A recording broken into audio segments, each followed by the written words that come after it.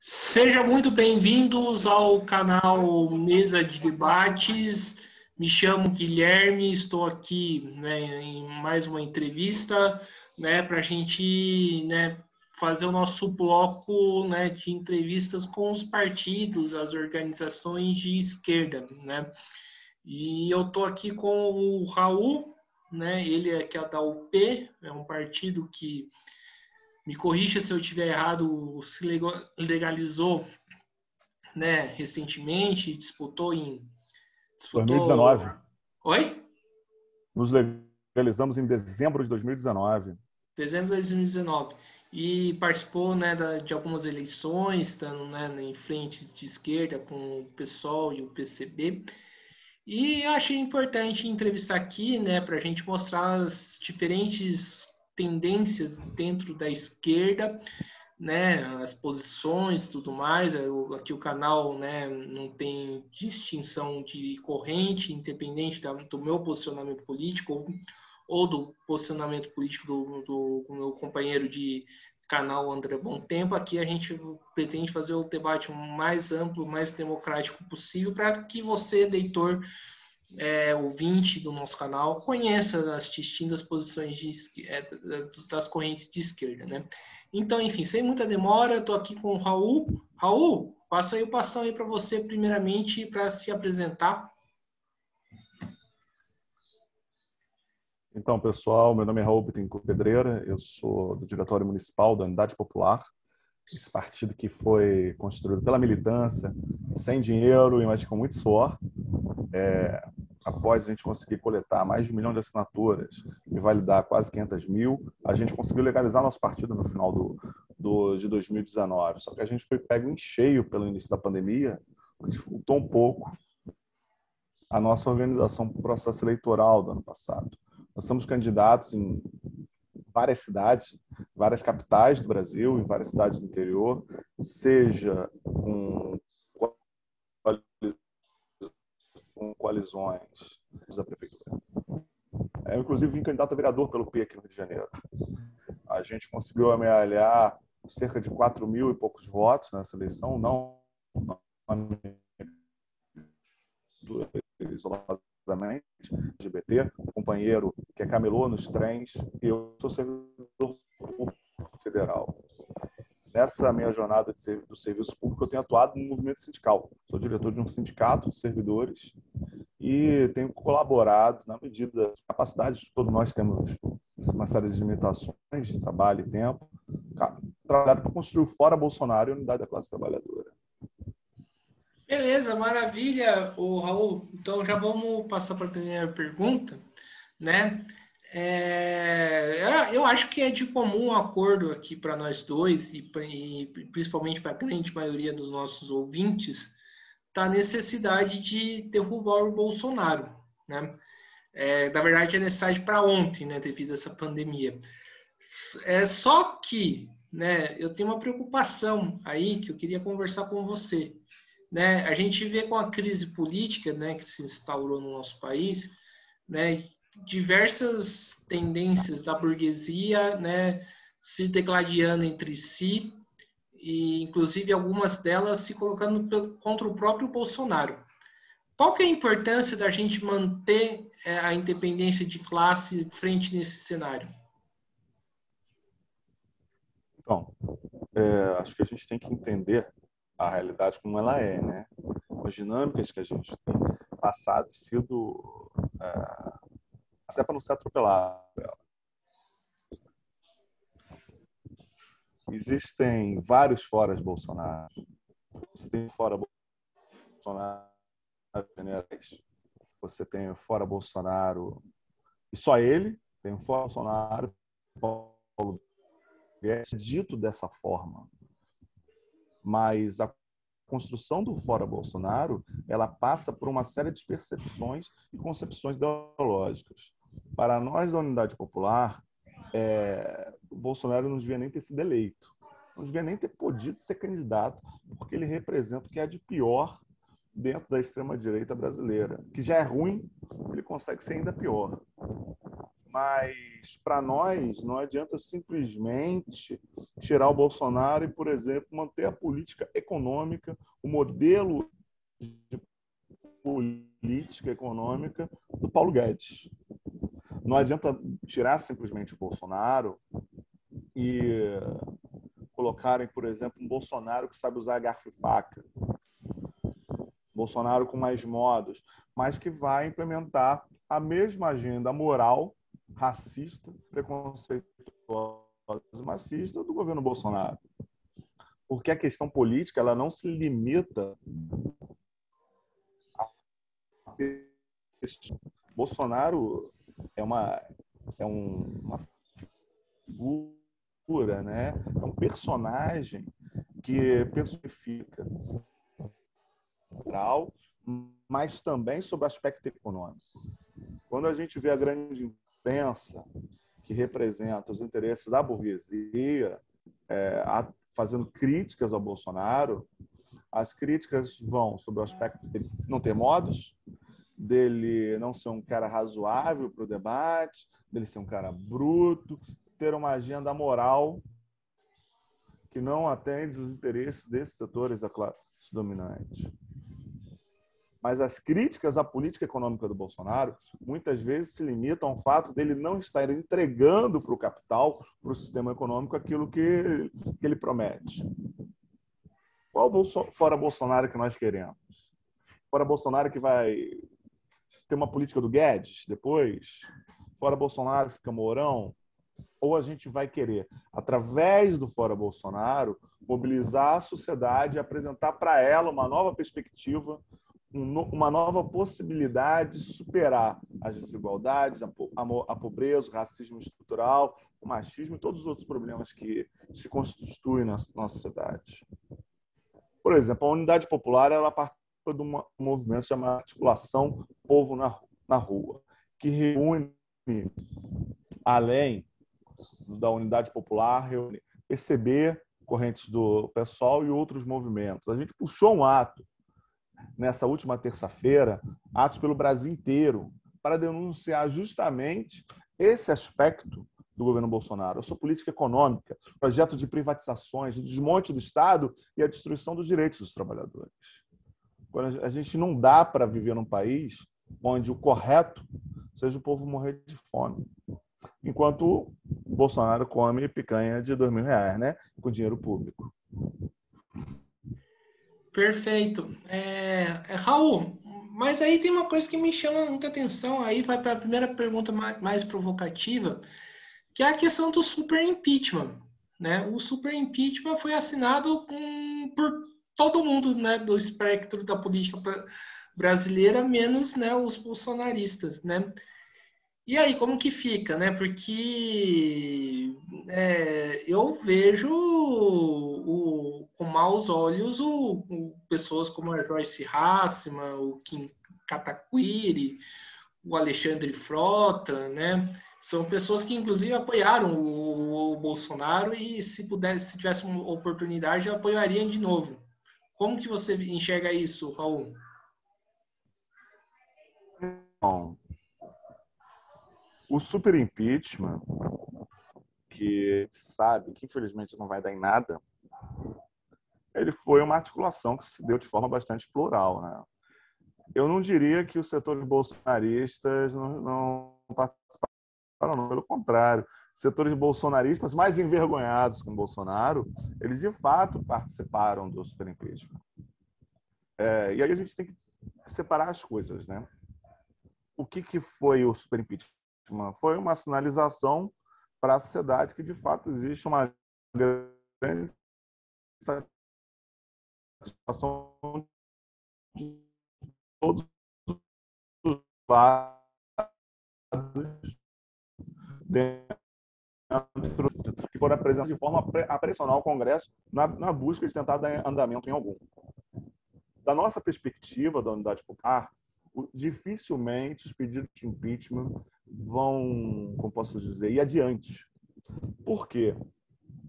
Dentro da estrutura política brasileira, a estrutura partidária, você tem um núcleo de partidos que concentram uma grande quantidade de deputados que não têm uma afirmação ideológica clara, mas sim que eles estão ali para fazer negócio. É o chamado Centrão.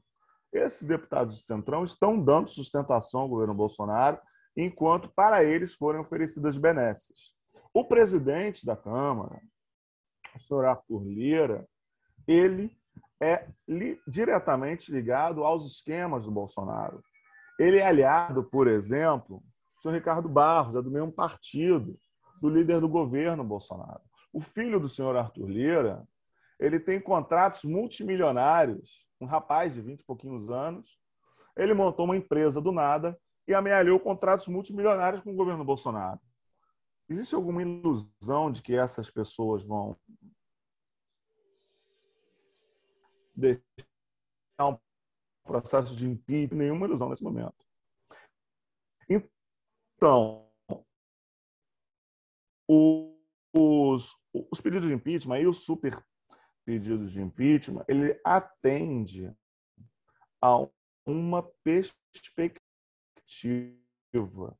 Eu não me sinto confortável de estar do lado do Kim Kataguiri, do Reinaldo Azevedo,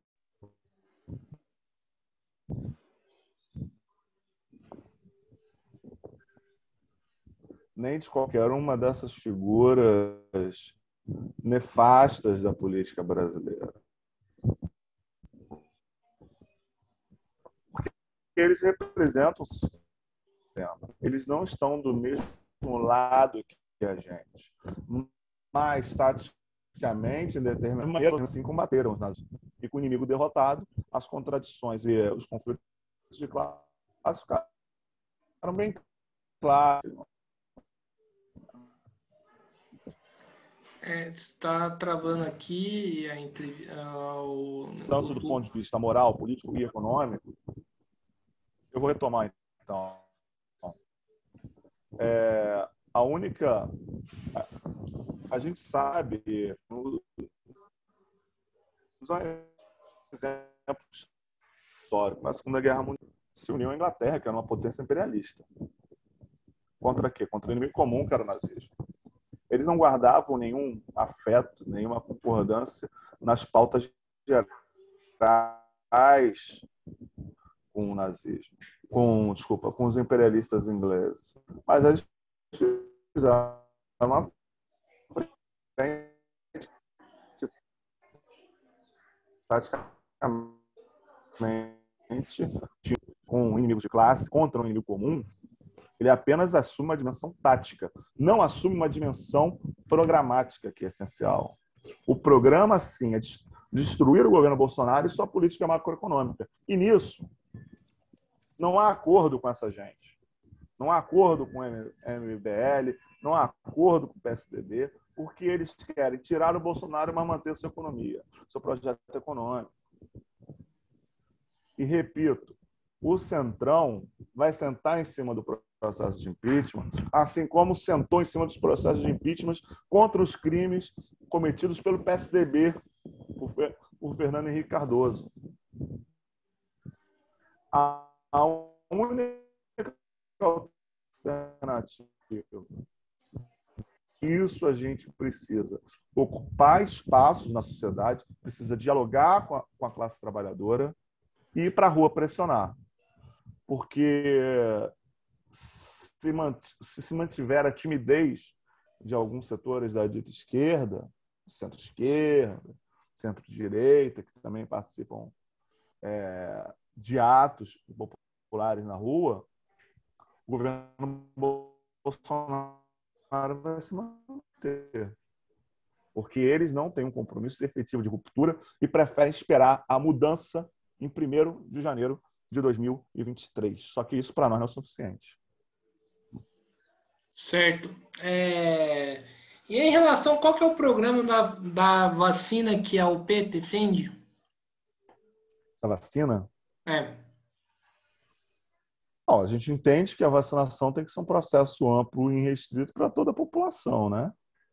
Porque, infelizmente, dentro da lógica do sistema capitalista, o próprio governo Bolsonaro tentou transformar a vacina em mercadoria.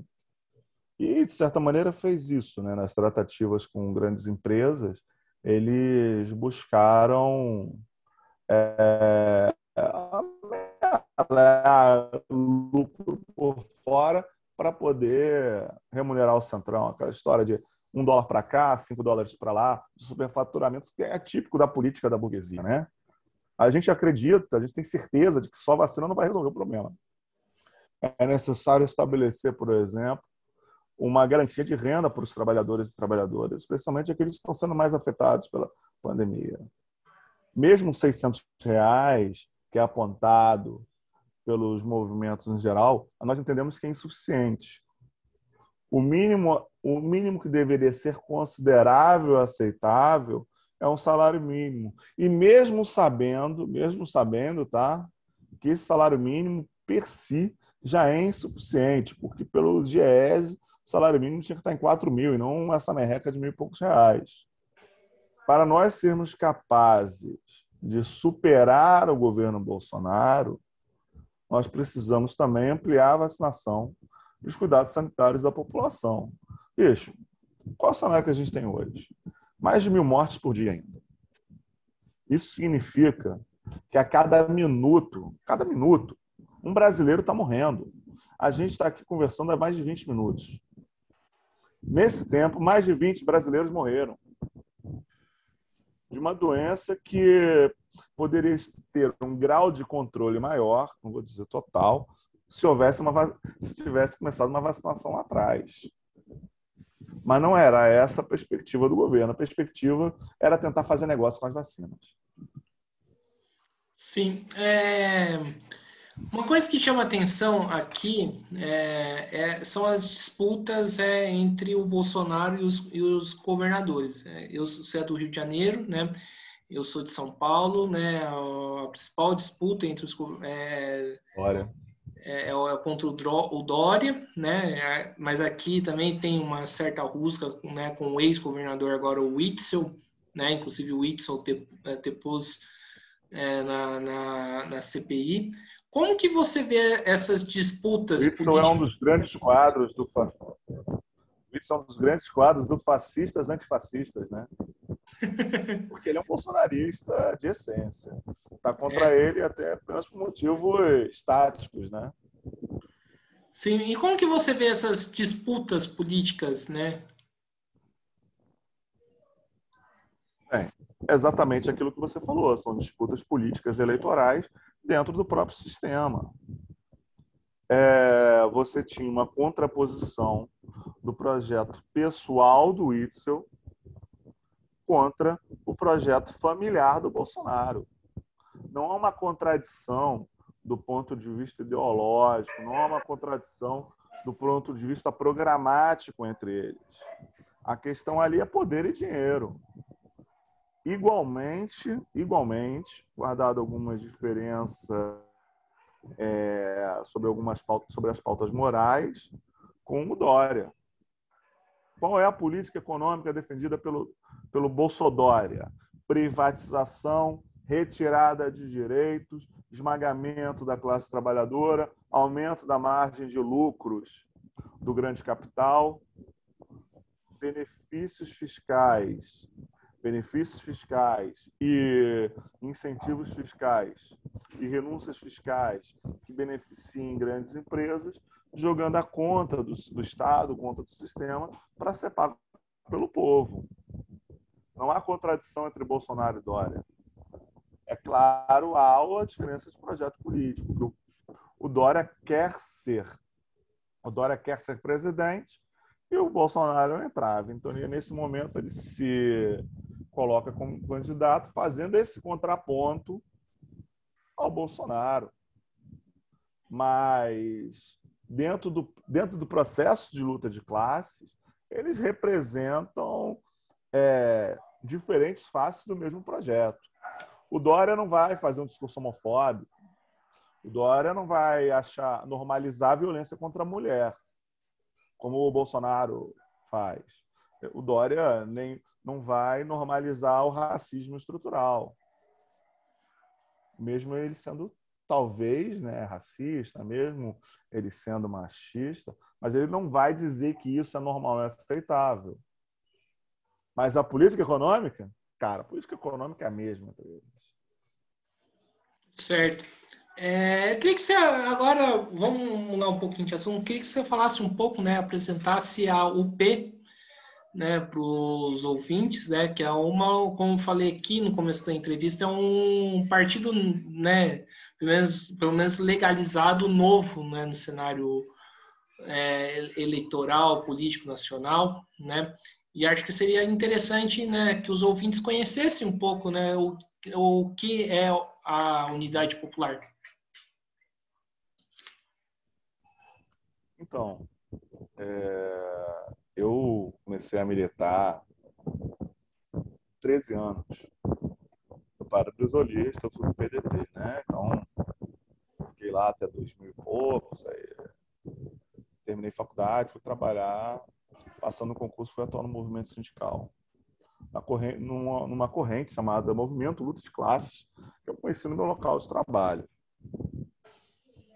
O MLC, junto com a União da Juventude e Rebelião e outros movimentos e organizações, ainda em 2013, a Jornada de Júri se percebeu a necessidade de você ter uma outra proposta organizativa, né? Sobre que bases? Nós temos bons partidos no campo da esquerda, bons partidos progressistas, que fazem um trabalho importante do ponto de vista parlamentar. Mas eles têm alguns aspectos que nós entendemos como limitações.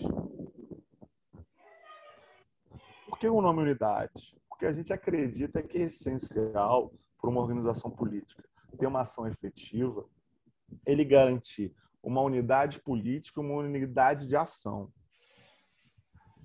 Todo mundo sabe que muitas vezes brigas internas entre correntes e tendências de partidos políticos são postas às claras, né, em razão de disputas o quê? Disputas pelo controle das máquinas partidárias. Isso ocorre tanto na direita quanto em partidos de esquerda. Um exemplo clássico disso, aqui no Rio de Janeiro, foram os recentes problemas com Marcelo Freixo que levaram ele a sair do PSOL. O PSOL lançou uma candidata a prefeita que uma parte do próprio partido, inclusive parlamentares, colocaram que não ia apoiar porque ainda estavam discutindo, que discordavam daquela candidatura. Que tipo de projeto é esse que a gente está apresentando para a sociedade? Se um grupo ele não tem capacidade para ter unicidade, apresentar uma proposta única, uma resposta única para a população e fica brigando entre si, será que um trabalhador vai acreditar, vai ter plena confiança que aquelas pessoas serão capazes, por exemplo, de resolver os problemas da sociedade se não resolve os seus próprios problemas? Essa é uma discussão que tem que se colocar. Por exemplo, teve setores, volta e meia, você vê setores em partido de esquerda que não fazem a campanha dos seus candidatos majoritários. Ou pior, apoiam candidatos de outros partidos. O abandono que o companheiro Boulos sofreu na eleição para a presidência, com alguns setores vestindo a camisa do Haddad, ainda no primeiro turno, é inaceitável. Essa falta de unidade, ela dificulta, gera uma série de disputas internas para o espaço e faz com que a militância do partido muitas vezes gaste mais tempo construindo as disputas internas do que construindo a luta essencial para o Partido Socialista, que é a disputa de consciência da classe trabalhadora.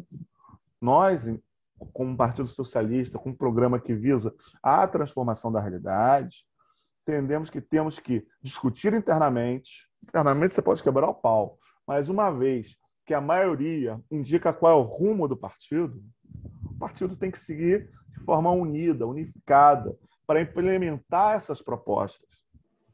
Essa questão de, eu discordo, eu vou fazer diferente, isso, na nossa concepção, na forma de interpretarmos a política, é um resquício do individualismo pequeno burguês.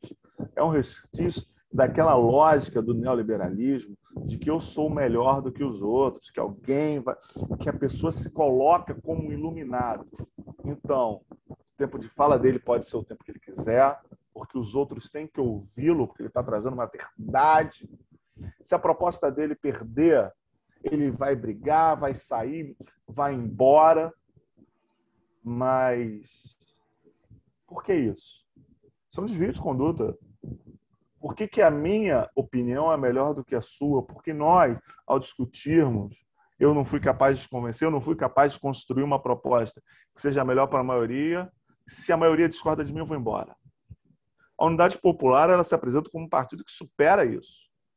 A gente defende, constrói nossa militância a partir da soberania da decisão da maioria. Isso sim é democrático. Democrático não é você fazer o que quiser e as favas com o coletivo. Se nós queremos construir o socialismo, se nós queremos construir uma sociedade diferente, nós temos que construir práticas políticas partidárias diferentes. Não se trata também de calar opiniões, mas sim fazê-las se ouvir internamente para construir uma proposta melhor para todo mundo. E assim tem sido feito. Internamente, já teve propostas que eu venci, já teve propostas que eu perdi. E, em regra, a vontade do coletivo sempre se mostra, no final das contas, o caminho mais acertado.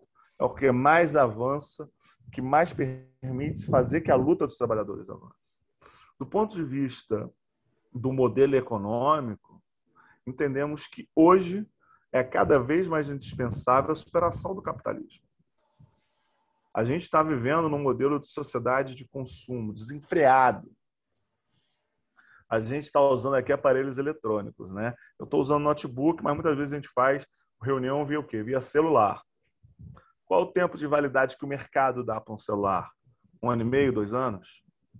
Você consegue substituir peças, reparar? Claro que não. Porque a lógica do capitalismo é fazer com que os produtos sejam descartáveis, quebrem e você os substitua. E quando a gente pensa na possibilidade de um mundo melhor para todo mundo, a gente precisa de produtos mais duráveis, a gente precisa de uma política que discuta, desde, por exemplo, da agroecologia ao controle estatal sobre os sistemas de produção. Porque o Estado, diferente do que é hoje, que ele apenas representa os interesses da classe dominante, entendemos que ele tem que ser representativo e fruto da vontade popular, do poder popular, da discussão e da organização da base pela base, subindo através de instâncias organizativas que vão ter papel eminentemente gerencial e executivo, para implementar aqueles programas, aquelas propostas, aquelas bandeiras defendidas por todos os trabalhadores. Não dá para admitir um país que é um dos maiores produtores de alimentos do mundo, você continue com a maior parte da população não tendo que comer. Essa pandemia é um exemplo do que é o capitalismo. Enquanto a pobreza explode no país, também dispara o número de bilionários. Por quê? Porque toda a lógica do sistema hoje, e muita gente fala que o sistema está com problemas. Não, não está com problema, está funcionando perfeitamente para aquilo que ele foi feito para funcionar. Ele foi feito para tirar dinheiro do pobre, para dar para o rico, para maximizar a mais-valia, a exploração do trabalho, reduzindo a toda a população, quase toda a população, uma situação análoga à escravidão, onde você é obrigado a vender sua força de trabalho por um salário ou uma remuneração, no caso do Uber, ou dos iFoods da vida, cada vez mais vil, enquanto a maior parte do seu trabalho é espoliada por uma classe. Entendeu? E a gente, na Unidade Popular, acredita que o povo é inteligente, que o povo tem capacidade de compreender isso. Mas, para isso, a esquerda tem que descer do seu pedestal, tem que discutir olho no olho, tem que estar na favela, tem que estar no trem, tem que estar nos lugares onde está a classe trabalhadora. Infelizmente, não adianta, por exemplo, eu já participei, estou há muito tempo militando, já vi gente falando, teve uma eleição que eu vi um cara falando, pô, vamos fazer uma panfletagem às 5 horas, no local tal. Aí um parlamentar disse, não está muito tarde, a gente pode chegar umas 4 horas. Aí o companheiro disse, não, mas 4 horas não dá, porque o pessoal ainda está dormindo. O pessoal acorda às 5, às 4h30, o pessoal está acordando para ir trabalhar. E o parlamentar assustado, mano, peraí, você está falando da manhã? A gente não pode chegar lá meio-dia? Com que trabalhador você vai discutir ao meio-dia, bicho? Com que trabalhador você vai discutir ao meio-dia? O povo acorda 4, 5 horas da manhã para ir trabalhar, pegando um ônibus lotado. Você tem que conversar com essas pessoas, porque, para elas, um programa, por exemplo, como o da Unidade Popular, o programa de transformação, é o mais urgente, porque eles são quem mais sofre com o capitalismo. E aí você vê o perfil da nossa militância. A maior parte da nossa militância é de jovens, negros, da periferia. São de homens e mulheres que vivem o dia a dia da contradição. Moradores de Jacari, moradores do Morro do Encontro, moradores da Zona Oeste Carioca, moradores das favelas da nossa cidade, que necessitam de uma oportunidade, primeiro, para discutir política, e para segundo, para ter uma nova perspectiva, porque não há perspectiva para o povo no capitalismo. E chegar às 10 horas para conversar com o povo, velho, você não vai encontrar quase ninguém, porque está todo mundo trabalhando.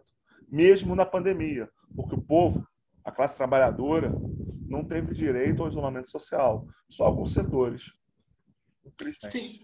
Sim, você levantou agora um negócio bastante interessante, né? Que de uma certa medida tenho bastante acordo, né?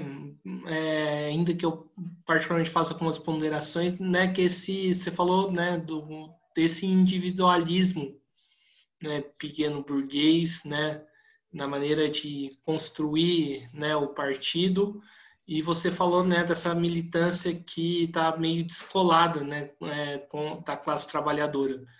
No seu entendimento, isso se deve por quê?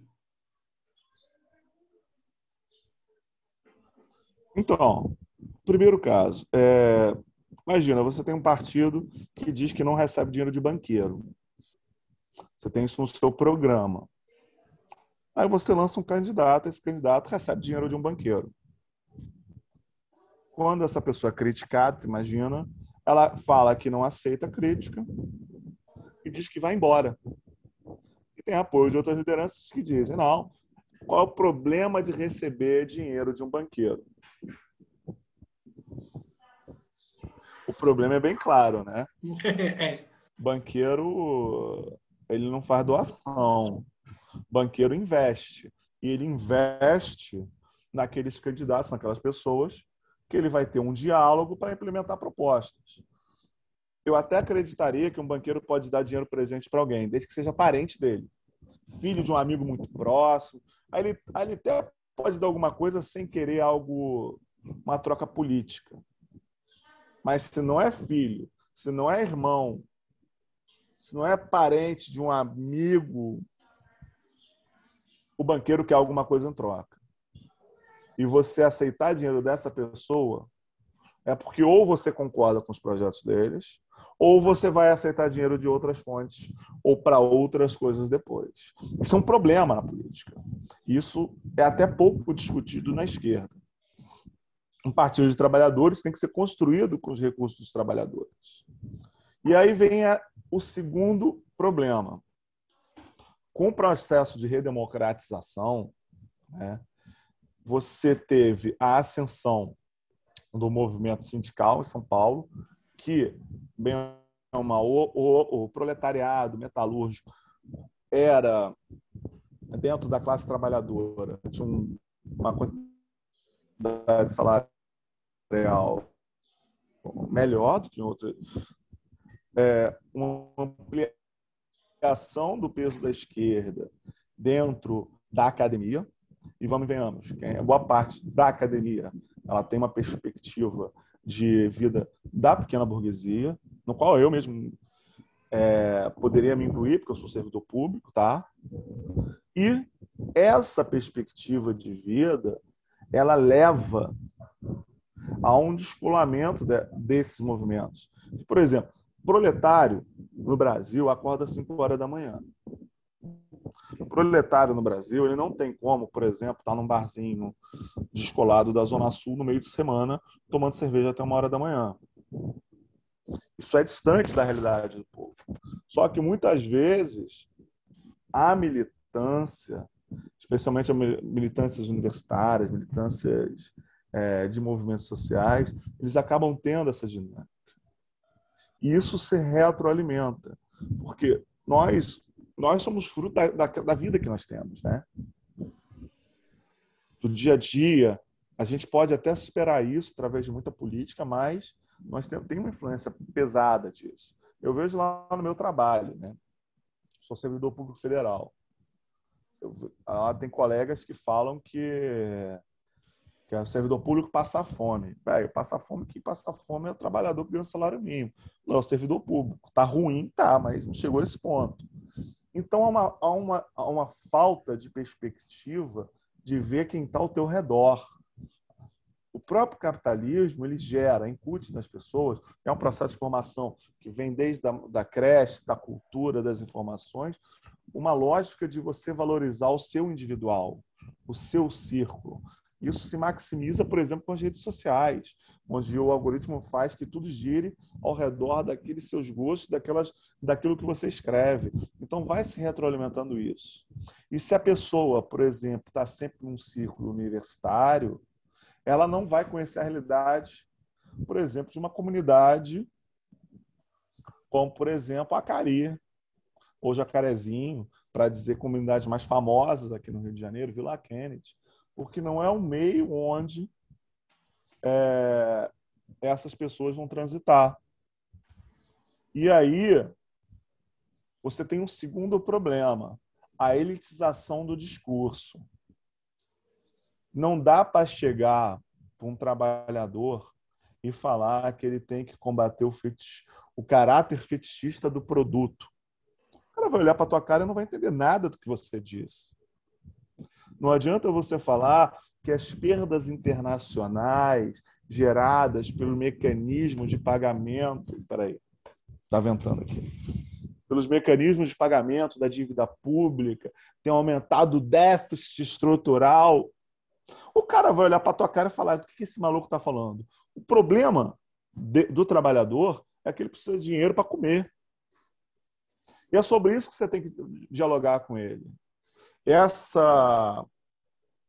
E veja só, eu não estou imune a isso, não. Às vezes eu me empolgo e falo uma coisa totalmente fora da realidade em locais que não é para falar. Você tem que falar olho no olho e analisar a realidade, como já ensina Paulo Freire, né? Dialogar a realidade sobre elementos que a pessoa compreenda para ela se empoderar desses conceitos. Que a gente vê muitas vezes, eu já participei de partidos e movimentos antes, você às vezes tem uma elitização do discurso. Um discurso que, sob ponto teórico, é correto, mas não dialoga com a massa. Qual a realidade do Brasil? Uma parte gigantesca da nossa população ainda é analfabeta, seja analfabeto de fato, seja analfabeto funcional. Nós temos um baixíssimo grau de escolaridade. Aí, a gente teve no meu sindicato, né?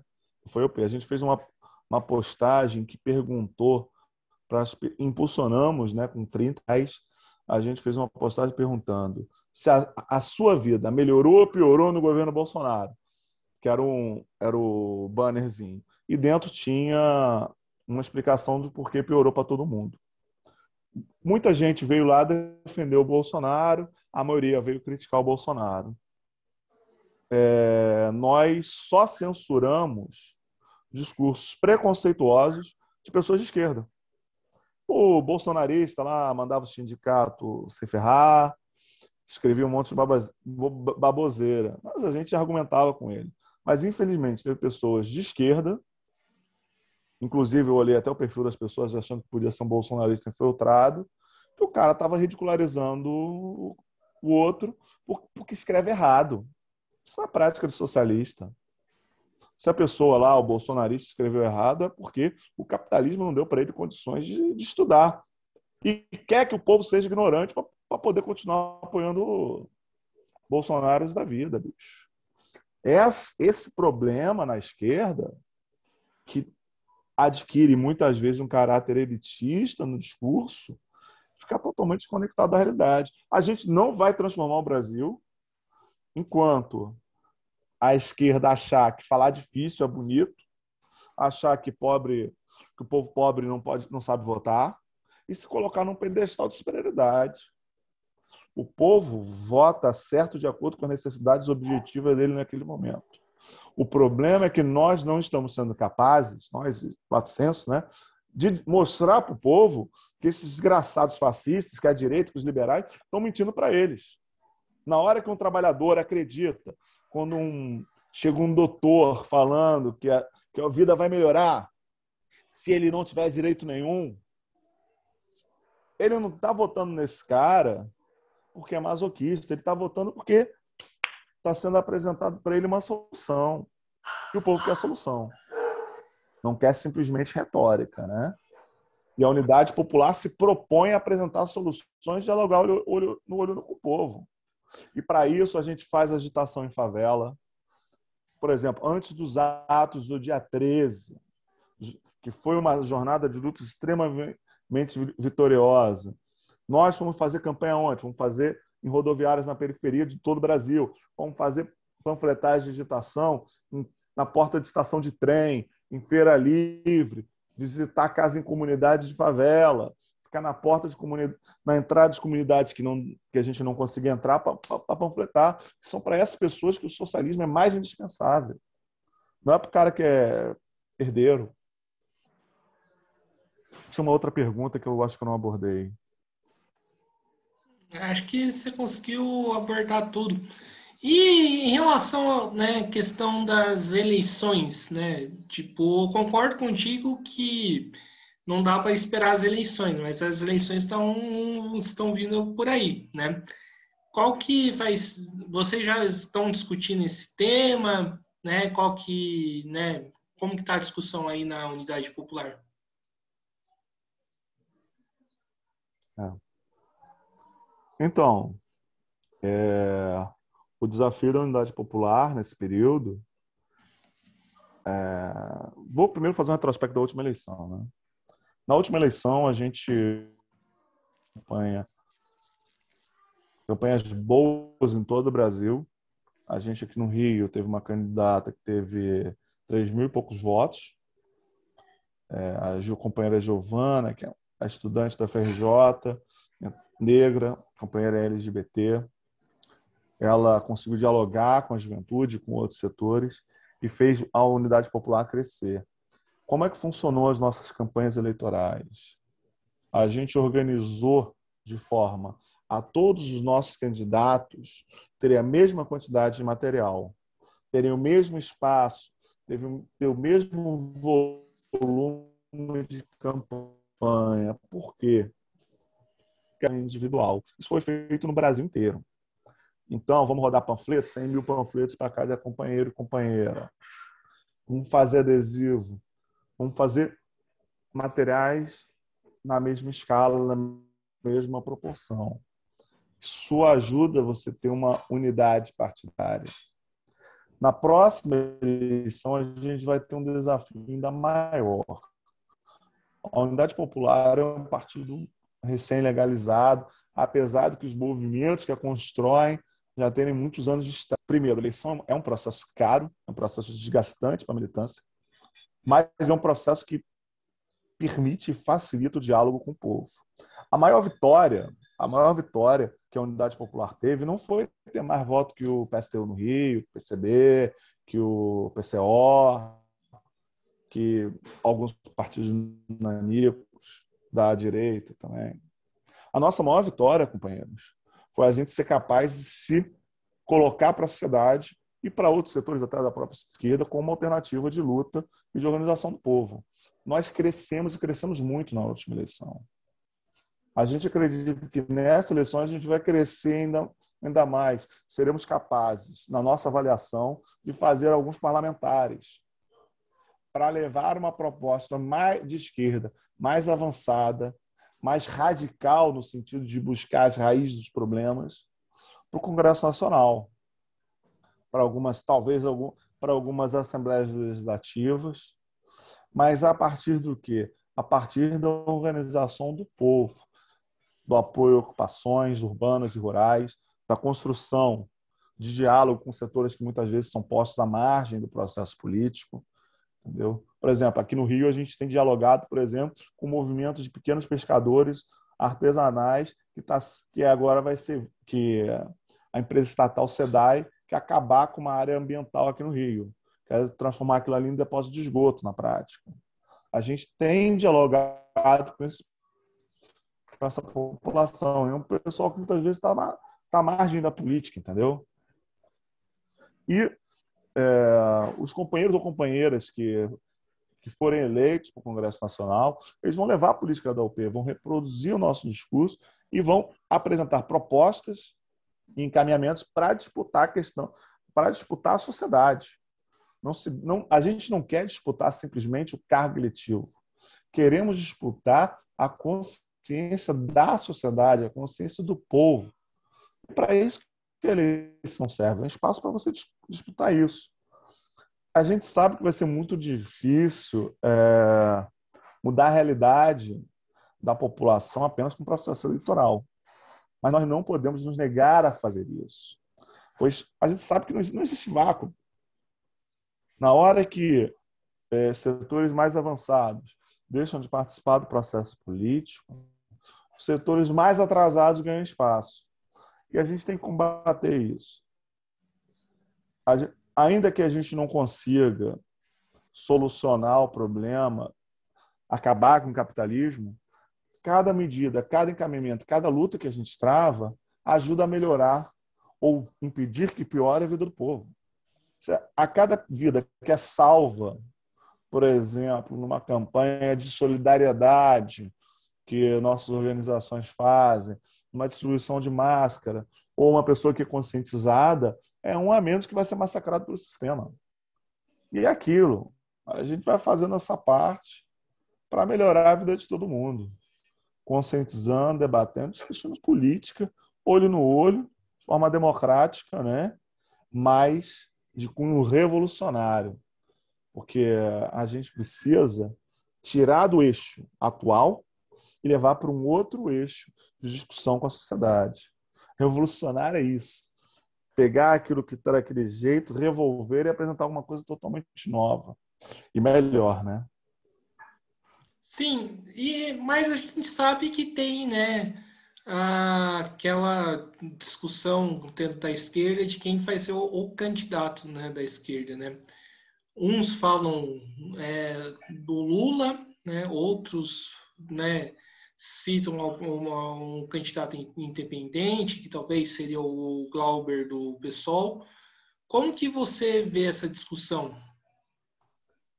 Então, a gente não discutiu isso no partido, tá? Deixando bem claro. Eu, pessoalmente, entendo que o candidato da Unidade Popular tem que ser Léo Pérez, que é o presidente nacional da Unidade Popular, companheiro que é negro, morador de ocupação e preside a UP hoje. Essa é a minha opinião pessoal, tá? Eu creio que a gente tem muitas lutas e muitos processos de construção social para serem travados até 2022. Entendo que é um erro adiantar, como estão adiantando, o calendário eleitoral.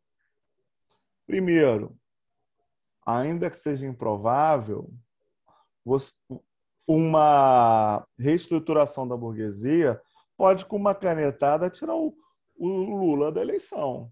Ou não pode? Pode, a gente sabe que pode. Alguns falam, o Ciro. Cara, PDT ontem votou a favor da MP da grilagem, do projeto que é para roubar a terra pública para dar para ruralista.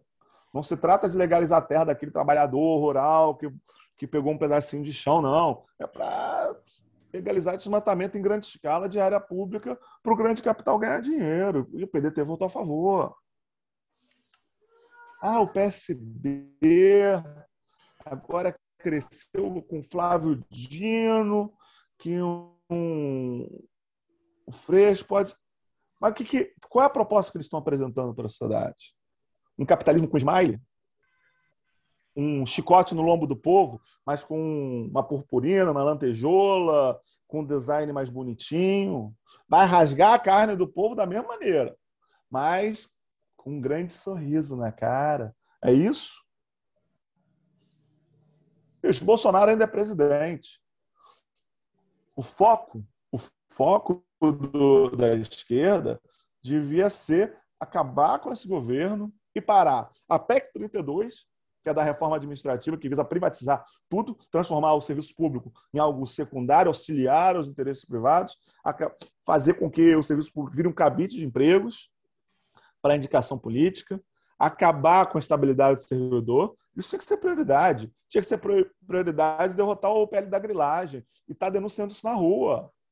Tinha que ser prioridade, bicho, você combater as propostas do genocida de espalhar doença. Isso é prioridade. 2022, me desculpe esses setores, tá? Tá longe pra caralho ainda. Desculpa o palavrão, tá? Mas tá muito longe. Falta uns 500 dias. Falta 500 dias para a próxima eleição. Bicho, morrendo 1.000 pessoas por dia, mais de 1.000 que estão morrendo, mas está caindo aos poucos, pode vir outro pico, a gente vai chegar a 1 milhão de mortos em 1º de janeiro de 2023. A gente vai esperar? Vamos deixar o Bolsonaro sangrar para... Porque a lógica eleitoral, para deixar bem claro, ela acaba levando alguns setores a achar que é melhor o Bolsonaro ficar no poder, sofrendo desgaste, para enfraquecido pela eleição, para o seu candidato ganhar. Quantas famílias vão perder seus entes queridos? Quantas covas vão ter que ser abertas? É isso que a unidade popular quer discutir. Vamos deixar o Bolsonaro passar boiado do neoliberalismo, privatizar a Eletrobras, privatizar o Correio, privatizar o Banco do Brasil, privatizar a Casa da Moeda, privatizar tudo, para depois chegar no cavalo branco e falar: poxa, ele fez tudo errado, não era para ter feito isso. Pô, você vai reverter? Não vou poder reverter porque tem os contratos, temos que ter responsabilidade fiscal, meus amigos do Banco do Bradesco, do Santander vão ficar chateados, temos que pensar no mercado. A preocupação da unidade popular, vou deixar bem claro para todo mundo, não é o mercado, não é a Bolsa de Valores, é o supermercado do povo, é a comida que está na mesa. E se o investidor do fundo internacional que joga dinheiro aqui no Brasil para ganhar rios de dinheiro em cima de trabalho morto vai ficar chateado, dane-se ele. Nós não temos compromisso com essa gente, não temos compromisso nem com a Arminio Fraga, nem com o Paulo Guedes, nem com qualquer banqueiro que tem aí. Nosso compromisso é com a classe trabalhadora. E esse corte de classe é essencial na UP. E por isso a gente fala e repete. É importante acabar com o governo Bolsonaro agora, e não só ele enquanto presidente da República, que é acabar com a educação pública, destruição das universidades, privatizações e todo o pacote de neoliberalismo. Vai esperar 2023 para quê? Para ele fazer tudo? Para ele fazer, na prática, o serviço sujo do capitalismo? A UP não vai esperar. Faremos aquilo que estiver ao nosso alcance contra isso. Desculpe. Sim. Não, tudo bem. Raul, um problema é que, né, você falou muito em dialogar com as necessidades reais da classe trabalhadora. E uma das necessidades reais da classe trabalhadora de discutir, de se enfrentar, é a questão da demissão. Né? A classe trabalhadora está com medo de perder seu emprego. Né? E a gente entende muito por quê, porque a classe depende daquilo para poder viver. E aí, como que a gente faz? Qual que deve ser a nossa luta contra as demissões, contra o desemprego? Aqui em São José, da cidade onde eu moro, já teve casos, né, de demissões, né, numa cidade próxima, Taubaté, o fechamento da Ford. Qual que deve ser o programa para essas questões? Então, qualquer programa que passe por isso, ele vai, primeiro, ter que ter uma etapa inicial, que é emergencial, de você garantir uma renda básica para todos. Isso não é nem um programa socialista, tá? Programa que até os setores da direita em outros países entende como necessário para garantir uma renda básica universal para todo mundo, que garanta a vida digna para todos. O segundo ponto é que emprego não é criado com um corte de direito trabalhista. Para você criar emprego e renda de qualidade, você precisa garantir direitos para o trabalhador. Então, uma reversão dessas medidas de desmonte dos direitos das estruturas de assistência social e previdenciária é urgente para você melhorar a qualidade do emprego. E, paralelo, combater os modelos de precarização de mão de obra que são chamados de uberização. Cara, a gente tem muito militante que vive de Uber, militante que vive entregando comida para os outros, muitas vezes tem o que comer, mas esse tipo de atividade era indispensável ter uma intervenção do Estado para garantir um auxílio essencial para a vida das pessoas. O cara não pode viver só na prática, viver de gorjeta, porque a empresa oferece um lucro gigantesco sobre um jovem que às vezes fica disponibilizando sua força de trabalho durante 12, 13, 14 horas para receber uma minharia no final do dia, a que ele precisa para sobreviver, porque o povo, como já dizia Marx, a única forma da classe trabalhadora sobreviver é vendendo sua força de trabalho, porque é a única coisa que ela tem. Implementadas as questões básicas de estruturas, de reversão dos desmontes dos direitos dos trabalhadores, atuar contra a superexploração do trabalho, você precisa passar em paralelo para a criação de empregos. E aí você vai me perguntar, mas que tipo de emprego? Você tem dois tipos de trabalho. Você vai ter aquele trabalho que é do setor de serviços, que hoje é a base da força de trabalho brasileira hoje está no setor de serviços, e você tem os empregos produtivos, os empregos industriais. O neoliberalismo ele desenhou um papel para o Brasil, né? E esse papel qual é? É ser um país que é uma potência tecnológica, desenvolvedor de tecnologia, ou ser o celeiro do mundo, ou ser o cara que vai vender o petróleo bruto, vai vender o minério de ferro, aqueles produtos não elaborados. E todo o resto ele vai ter que importar. Bem, está cada vez mais claro, através do processo de desindustrialização, que o papel do Brasil, dentro da lógica do capitalismo, é ser produtor de produto primário. O problema é que produto primário gera pouco emprego. Até porque com a mecanização você substitui grandes volumes de força de trabalho. Uma máquina vai fazer um trabalho de 100 homens na lavoura. Um trator novo vai fazer o trabalho de outros 200. E nisso você está cada vez mais aviltando o quê? A massa salarial e o volume de empregos. Por exemplo, qual o trabalho que você necessita de mais especialização e treinamento? Operar uma máquina industrial ou trabalhar como vendedor de uma loja? Você, em tese, vai ter que ter uma mão de obra mais formada para trabalhar num equipamento tecnológico de maior complexidade, ainda que ambos você possa ter trabalhadores excelentes. Então, para a unidade popular, é essencial, para garantir emprego, é essencial garantir o quê? A reversão do ciclo de desindustrialização. Para isso, você precisa a retomada da indústria de base, especialmente da indústria naval, que é intensiva na geração de empregos e na absorção de matéria-prima, com a matéria-prima aço, siderúrgico, que são produzidas aqui no Brasil em grande parte.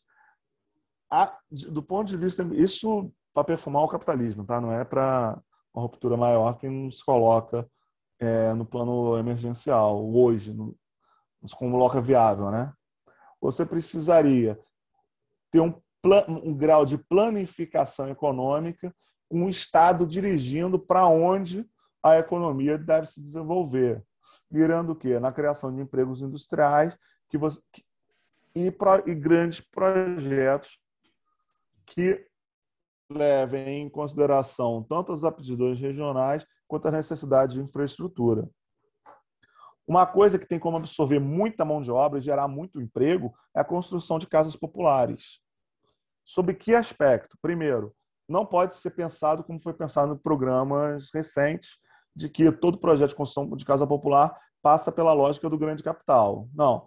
Você tem que organizar os trabalhadores, garantir remuneração aos trabalhadores que se auto-organizarem para produzir e fornecer para eles os meios para a construção de suas próprias residências. Estimular nesses locais a formação de comércio, de pequenos comércios e de pequenas indústrias.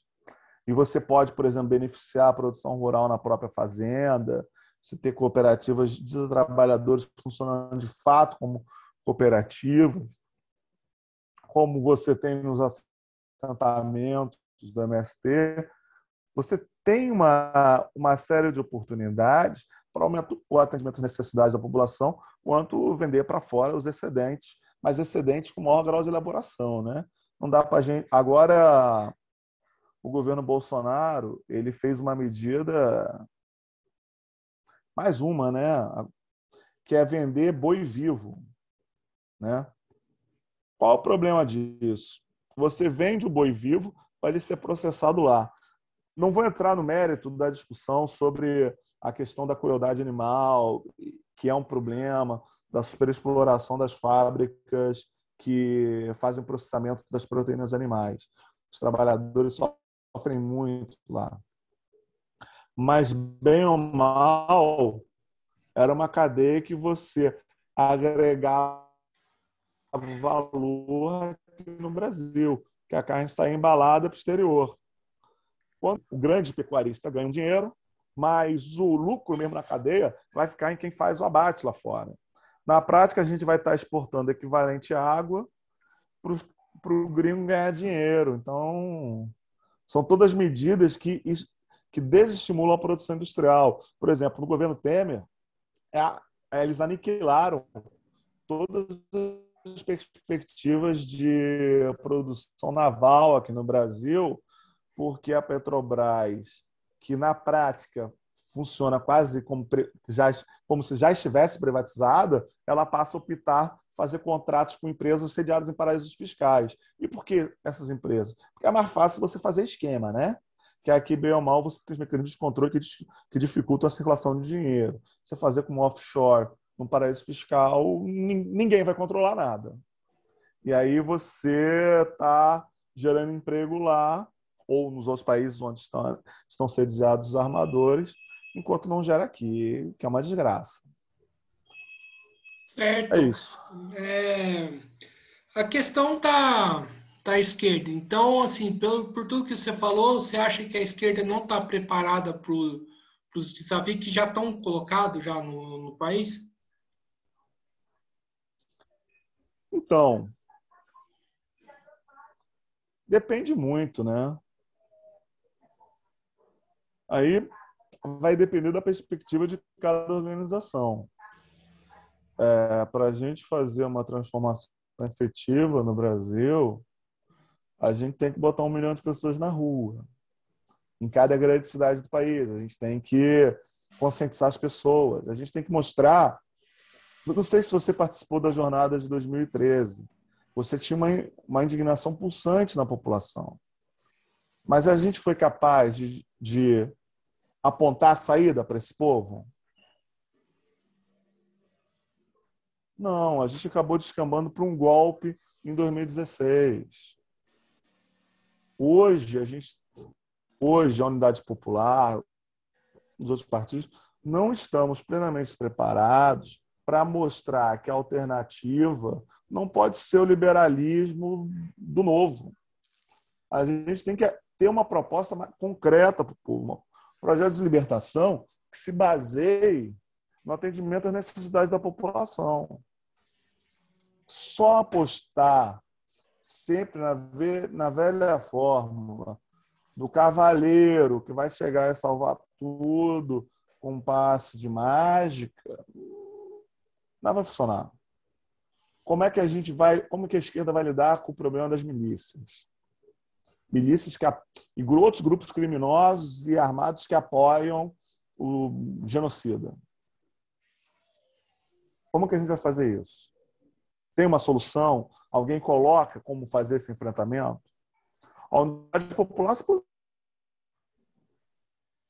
Mas o PT, o que o PT fala sobre isso? PSB, que ainda se coloca como esquerda, PCdoB. Você tem uma dificuldade de fazer essa contraposição. Apostar simplesmente que vai vir uma eleição e a gente, no dia seguinte, vai estar melhor, é mentir para o povo. E quem vota, muitas vezes, num candidato que promete isso, vai se sentir traído. E aí, na eleição seguinte, vai votar em quem? Os candidatos da esquerda vão votar no candidato da direita.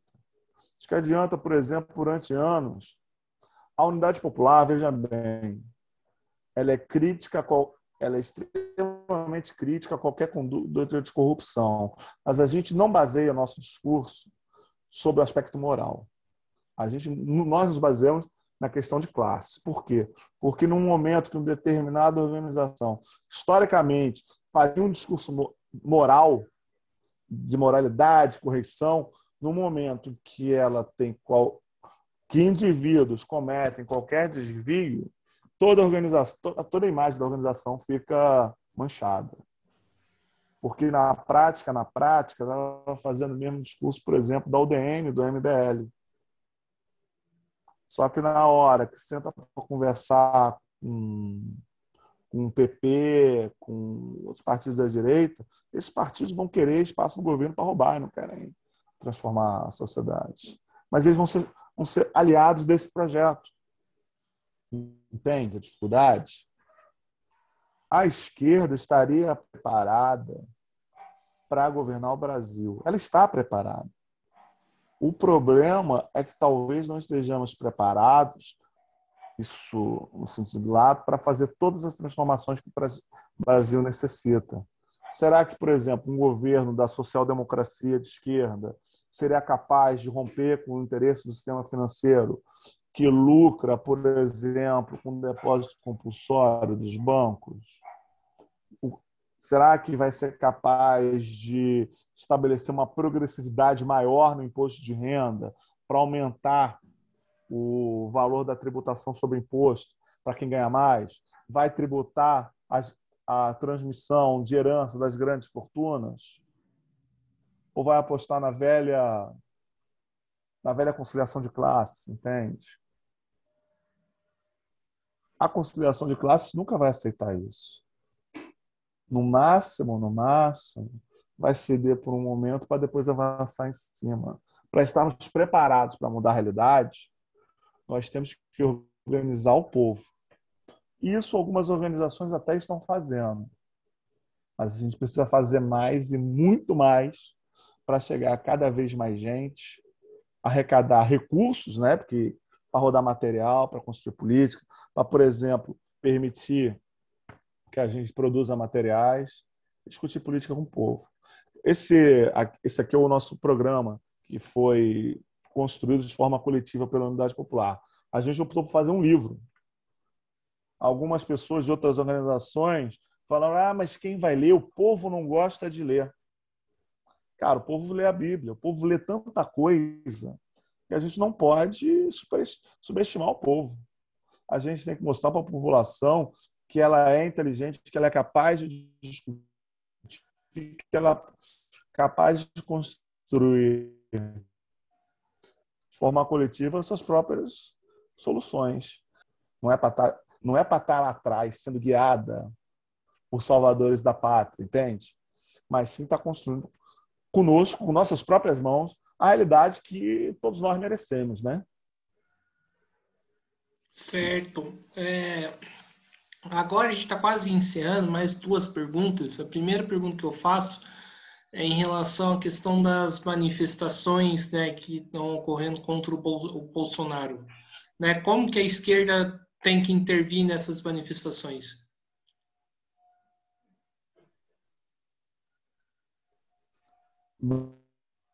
Bem, na prática, quem está organizando as manifestações são apreendidos, marcaram uma para o dia 13 de setembro. Qualquer manifestação, ela demanda algumas coisas: preparação e discussão. É indispensável a gente sentar de forma tranquila e construir pautas que se baseiem no combate ao governo Bolsonaro e as políticas neoliberais e o discurso moral que ele representa. Da perspectiva da unidade popular, esse tripé de combate a Bolsonaro, ao que ele representa do ponto de vista moral e ao seu projeto econômico é indispensável, e esse combate tem que ser travado de forma coletiva. Ato de com o povo não se constrói só no ser apropriadas e até melhor utilizadas pela esquerda. É indispensável que a gente volte a fazer trabalho de base. E é o que a Unidade Popular opta por fazer. Vamos fazer panfletagem rodoviária, estação de trem, comunidade, onde o povo está. Dialogar com eles e mostrar que existem alternativas à barbárie do capitalismo. E construir a partir dessa percepção, a partir desse diálogo com a população, mobilizações cada vez maiores.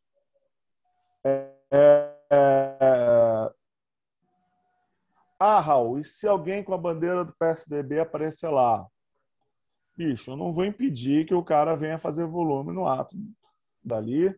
São contra Bolsonaro e o sistema que ele representa. Não é para trocar o gestor e perfumar merda, né? É para trocar o sistema, transformar a realidade. Entendeu? E não tem que dar a voz a quem discorda desse tripé, né? Sim. E para a gente finalizar, o Raul, né, essa pandemia mostrou que o capitalismo não dá mais?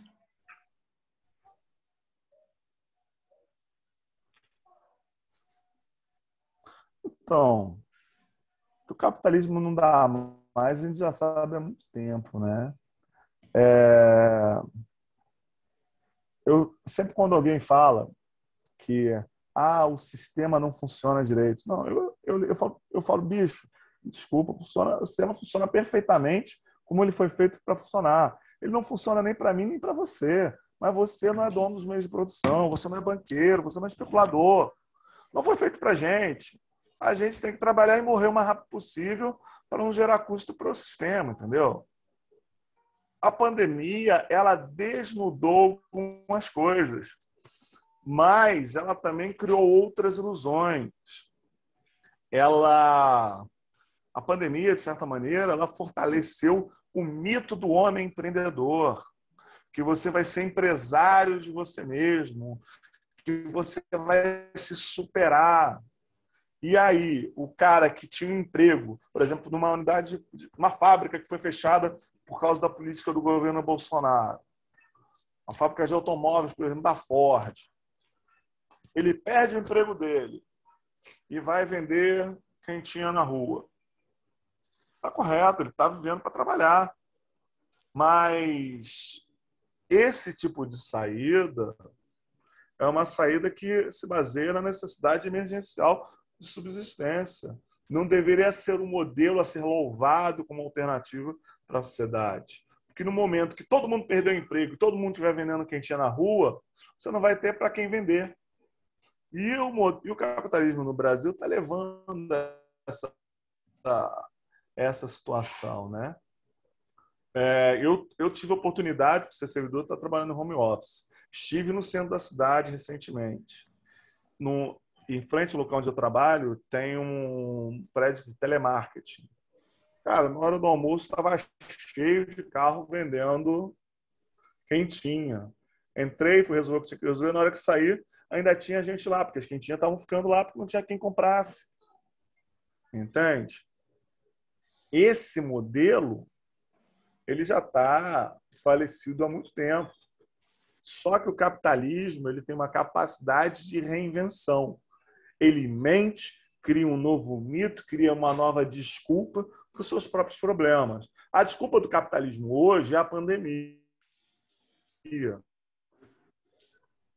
E eles utilizam a pandemia para maximizar, assim como eles utilizam qualquer coisa. Não é à toa que eles gostam de dizer que crise é igual a oportunidade. A crise do povo é a oportunidade da elite ficar mais rica. E é isso que a gente precisa combater. É isso que a gente precisa denunciar. E não vai ser fazendo discurso de paper acadêmico que a gente vai mostrar essa realidade para a população, né? Certo. Enfim.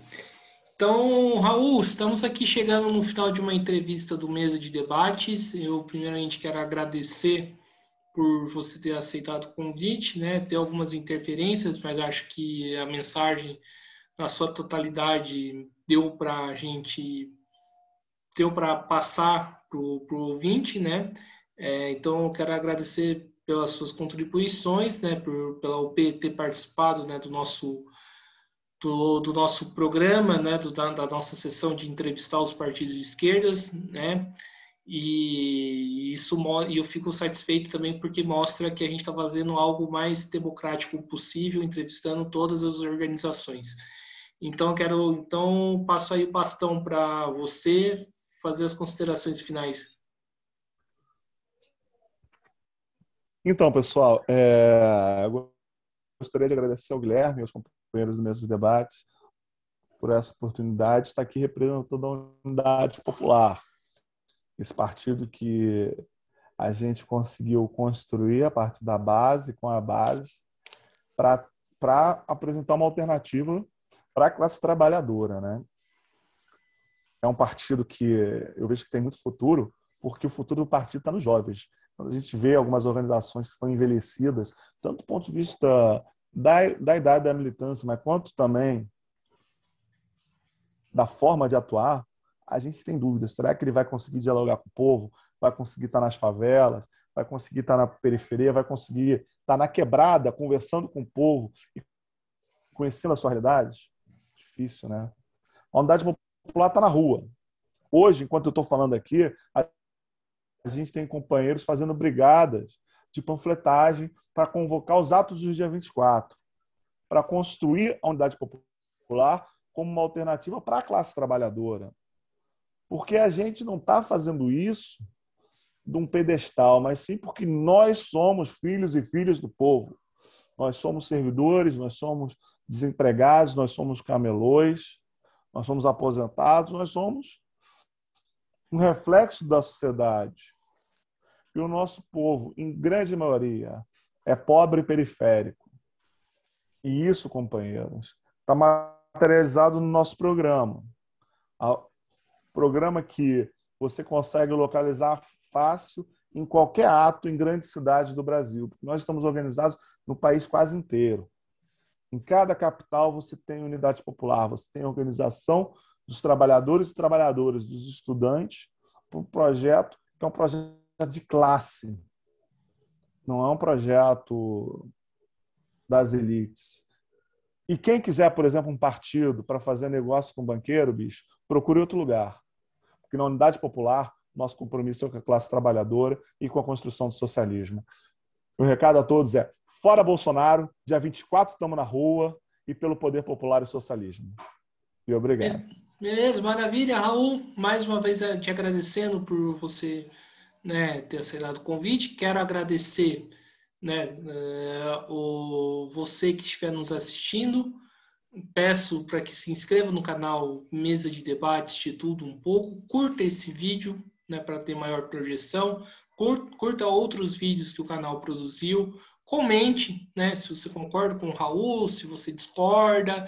Vamos fazer esse debate, né, porque que essa é a intenção, inclusive, do canal e também, né, de fazer essa sessão entre os partidos de esquerda, né. A gente entrevistou diversas organizações, PSTU, PCB, Resistência, MRT, POR, né, Reagrupamento Revolucionário, diversas organizações do campo da esquerda. e a gente quer fazer esse debate, então, né? E também curta a nossa página no Facebook, Mesa de Debates, siga a gente no Instagram. Lembrando que, né, o Mesa de Debates está se oficializando como podcast, né? Seguindo essa onda, né, de podcasts que tem no Brasil, mas com podcast de esquerda, obviamente, né? Então é isso, pessoal. Muito obrigado a todos. Fiquem atentos à nossa programação e até a próxima. Fui!